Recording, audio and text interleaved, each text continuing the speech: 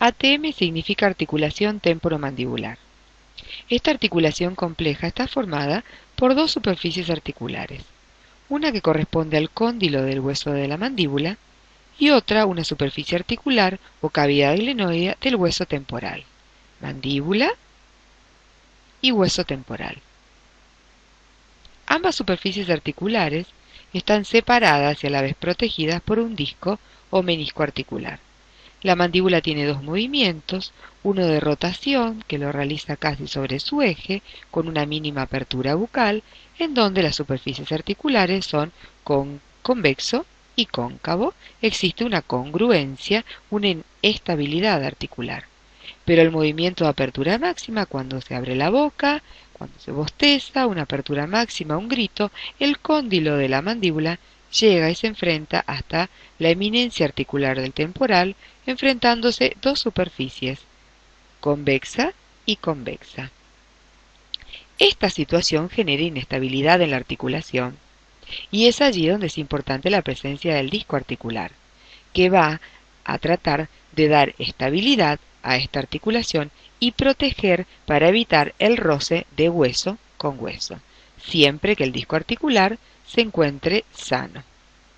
En la parte posterior de esta articulación tenemos un tejido que se denomina tejido retrodiscal, está ricamente vascularizado e inervado y presenta fibras elásticas. Su función es la de relleno.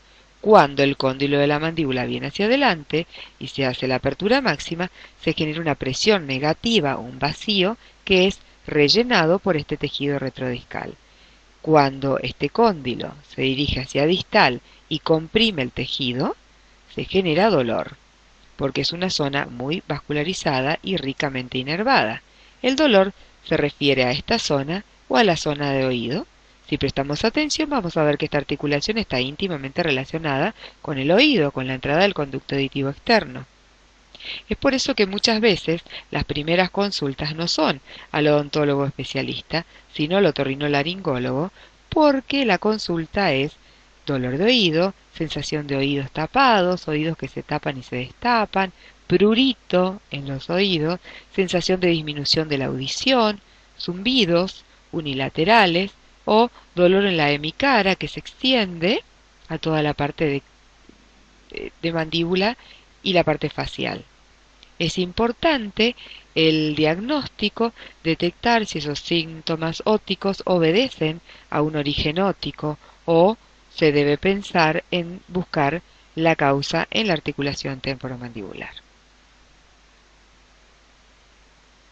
Dentro de las patologías tenemos los desplazamientos discales. El disco pierde su ubicación. Normalmente el disco articular se encuentra en la parte superior del cóndilo. Cuando a boca cerrada tenemos el disco desplazado, el cóndilo tiene que sortear ese obstáculo, muerde el borde posterior del disco, a través de una vibración, un salto, un chasquido, que es el ruido que se escucha característico, reduce el disco articular, normaliza la apertura bucal y cuando vuelve a cerrar la boca, vuelve a soltar el disco, muerde el borde posterior, lo suelta y cierra la boca. A boca cerrada, el cóndilo se encuentra hacia el oído, comprimiendo el tejido retrodiscal que dijimos que estaba muy vascularizado, por lo tanto esa compresión se transmite en edema, inflamación y dolor. Para corroborar esta patología, la resonancia magnética nuclear de tejidos blandos es ideal porque nos permite ver la ubicación exacta del disco. Pero la clínica no es menos importante, que nos permite detectar la presencia de ruidos articulares, dolor por edema e inflamación y algunos bloqueos de carácter momentáneo. Esto es una patología evolutiva. Si no se trata en esa etapa, la patología avanza. El disco, que se encuentra desplazado anteriormente, no puede ser recapturado o reducido por el cóndilo en los movimientos de apertura. Este disco cambia su anatomía, comienza a deformarse, genera un obstáculo mecánico en el movimiento de apertura. No puede el paciente abrir la boca al máximo No hay ruidos, no hay clic. Este es el círculo de apertura y de cierre bucal. Esta etapa, que por supuesto también se puede corroborar con resonancia magnética, presenta signos y síntomas característicos. Uno de ellos es la limitación en la apertura bucal. Por la imposibilidad que tiene la mandíbula de lograr su apertura máxima, porque se encuentra con un obstáculo mecánico en esa apertura, aparece una limitación bucal. La apertura se limita a 20, 25, 28 milímetros máximo. El paciente puede cerrar la boca, pero no puede abrir. Tiene un tope mecánico. Otra de las características es la deflexión, que es la desviación de la mandíbula hacia el lado patológico, hacia el lado donde se encuentra el bloqueo mecánico, aunque puede no haber deflexión porque el bloqueo mecánico está instalado en ambas articulaciones. Hay que hacer un diagnóstico diferencial, porque esto es una etapa de bloqueo articular, no muscular. La patología avanza y estamos frente a un proceso osteoartrósico en donde hay un proceso degenerativo de características irreversibles. Aparece pérdida de tejidos blandos, pérdida de la anatomía condilar, superficies articulares que se desgastan porque se enfrentan situaciones de roce de hueso con hueso, de características irreversibles. Hay un mecanismo de defensa rápido, unas ganas de formar un hueso de menor calidad para compensar esa pérdida rápida, y aparecen osteofitos, aparecen características estructurales que pueden ser fácilmente observables con una radiografía o con una resonancia magnética, que me dan la confirmación de un proceso avanzado degenerativo. Hay un signo característico que es la crepitación, que es un sonido en la articulación diferente a un clic. Cuando nos preguntamos cuáles son las causas de los desplazamientos discales, tenemos que saber que no existe una sola causa, es multicausal. Hay una clasificación a la cual yo sigo, que es la clasificación que realiza el doctor Horacio Maglione en su libro de disfunción craneomandibular, en donde clasifica las causas probables. Tenemos causas ligamentarias, traumáticas, parafuncionales, morfológicas y oclusales.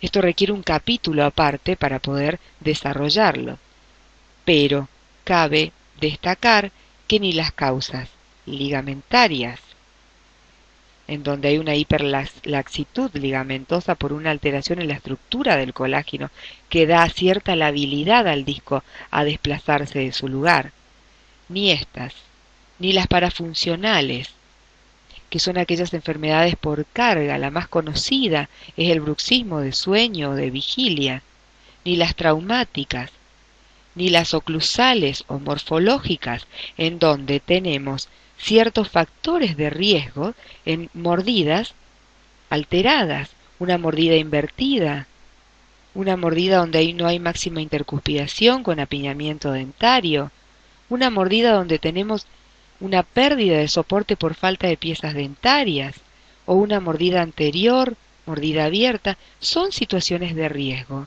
que pueden generar una pérdida de disco articular. Pero, si nosotros miramos esta mordida perfecta, con máxima intercuspidación, una mordida ideal, este paciente viene a la consulta porque presenta los mismos signos y síntomas que pacientes que tienen una alteración en la oclusión. Por lo tanto, esto nos lleva a pensar que posiblemente ni la ortodoncia, ni los implantes, ni la prótesis sea la opción para tratar una patología articular. O quizás no sea la primera opción para tratar una patología con tantas limitaciones y dolores.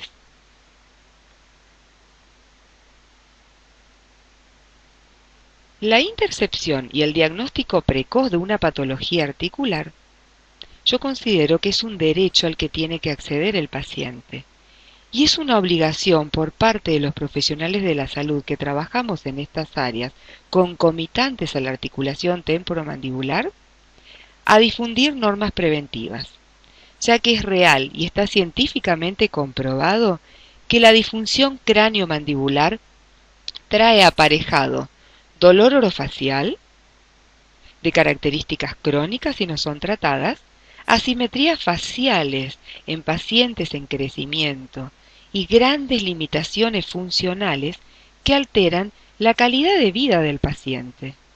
Los procesos degenerativos que aquí ocurren tienen características irreversibles, que pueden ser evitadas si se realiza un excelente diagnóstico inicial. Muchas gracias.